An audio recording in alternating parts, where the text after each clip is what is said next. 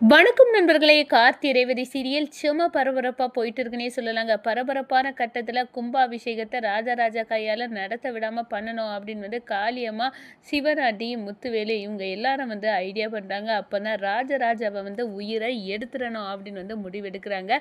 அதோட பார்த்தோன்னா ராஜராஜா செத்து கும்பாபிஷேகம் நடக்காமல் போகணும் அப்படின்னு நம்ம சிவனாண்டி ஒரு திட்டம் போட்டிருக்காங்க. ஆனால் நம்ம சாமுண்டேஸ்வரி அந்த இடத்துல நம்ம ராஜா கிட்ட சொல்கிறாங்க, இந்த பாரு ராஜா, நீ ராஜா உன் மாமாவை கும்பாபிஷேகத்துக்கு கூட்டிகிட்டு போகிறதெல்லாம் சரிதான், அவங்கள பத்திரமா ரிட்டன் கூட்டிகிட்டு வர்றது உன்னோட வேலை அப்படின்னு சொல்ல நேரம், அத்தை நீங்கள் பயப்படாதுங்க, மாமாவை பத்திரமா பார்த்துக்கிட வேண்டியது என்னோட பொறுப்பு அப்படின்னு அந்த இடத்துல நம்ம ராஜா அந்த பொறுப்பை ஏற்றுக்கிட்டாங்க. ஆனால் கதிகலங்க வைக்குமாறு நம்ம அந்த இடத்துல செய்யணும் அப்படின்னு ஒரு பயங்கரமான ஒரு திட்டத்தை வகுத்துருக்காங்க. அதை பற்றி தான் இந்த வீடியோக்குள்ளே பார்க்க போகிறோம்.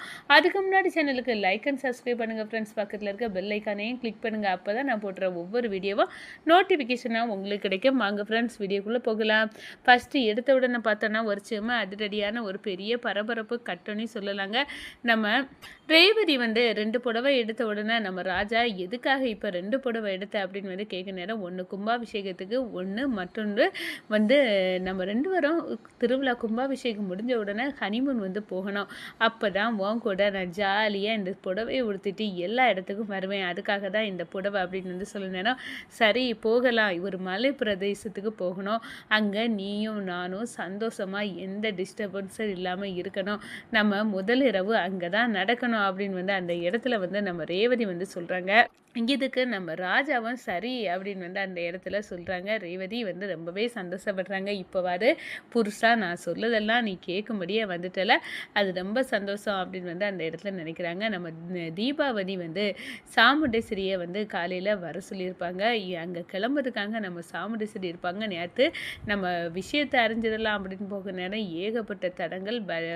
கடைசியாக பார்த்தா பாம்பு வேற நம்ம காலை கொத்திட்டு, இப்போ என்ன பண்ண, தீபாவளி கிட்டேருந்து விஷயத்தையும் கேட்கணும், இல்லாட்டா அவ்வளோ பெரிய ஒரு டென்ஷனாகவே இருக்கு. உண்மையான ராஜசேதுபதியோட பேரை யார் அப்படின்னு முகத்திரையும் கிழிச்சு தெரியணுமே அப்படின்னு நம்ம சாமுண்டேஸ்வரி எண்ணிட்டு இருக்காங்க. ஆனால் ஒரு செக் வச்சதுக்கனங்க நம்ம தீபாவளிக்கு யோசனை வருது, இந்த உண்மையை கும்பாபிஷேகம் முடியறது வரை நம்ம மறைச்சா என்ன, ஏன் கும்பாபிஷேகத்துக்கு என்னை கொஞ்ச நேரத்தில் கும்பாபிஷேகமே நல்லபடியாக முடிய போகுது, அதுக்கு பிறகு இந்த உண்மையை ராஜாவே சொல்லிடுறாங்கன்னு சொல்லியிருக்காங்க. அதுக்கு முன்னாடி கும்பாபிஷேகத்தை நடத்தாமல் போயிட்டுனா எவ்வளோ பேர் எவ்வளோ கஷ்டப்பட்டிருப்பாங்க, இந்த கோவில் கும்பாபிஷேகம் நடக்கும்னு எல்லாம் வீணாக போயிடும். அதனால இதில் நம்ம பொறுமையை கடைபிடிக்கிறது தான் நல்லது அப்படின்னு அந்த இடத்துல நினைக்கிறாங்க.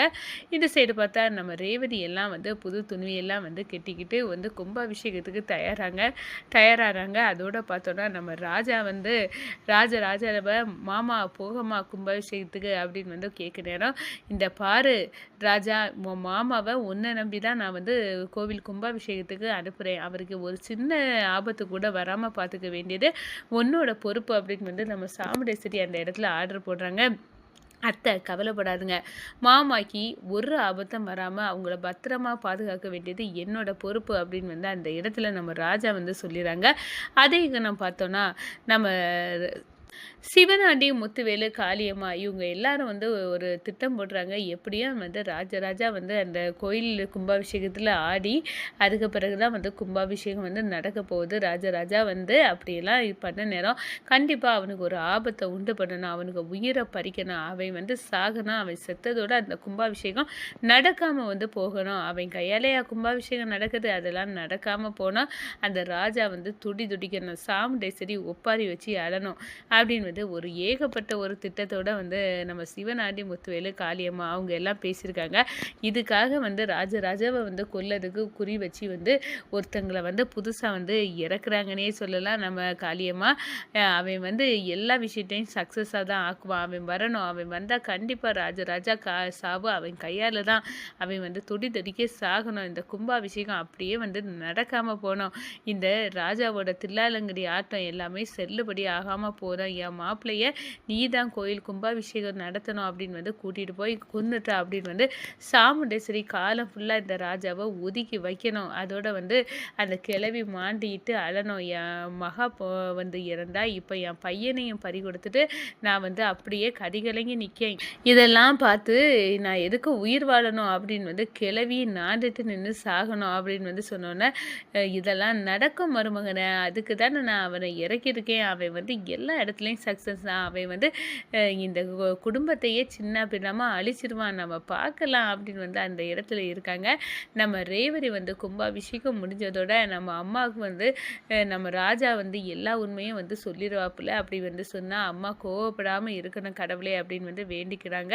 இந்த சைடு நம்ம ராஜாவும் ஆமாம் கையால் கும்பாபிஷேகம் நடக்கட்டும், இதுக்காக தான் நாங்கள் காவல் இருந்தோம், நம்ம தாத்தாயோட ஆசை அது நடந்து முடிஞ்ச உடனே கண்டிப்பாக யார் என்ன சொன்னாலும் நான் வந்து அத்தைக்கிட்ட உண்மையை சொல்லி தான் ஆகுவேன். ராஜ சேதுபதியோட பேரன் தான் இந்த ராஜா அப்படின்னு வந்து உண்மையை வந்து தெரிய வைக்கணும் அப்படின்னு வந்து சொல்லணும். என்ன அத்தை என்ன கோவப்பட்டாலும் பரவாயில்லை அப்படின்னு வந்து ஒரு அதிரடியான முடிவுக்கு நம்ம ராஜா வந்து காத்திருக்காங்கன்னே சொல்லலாங்க.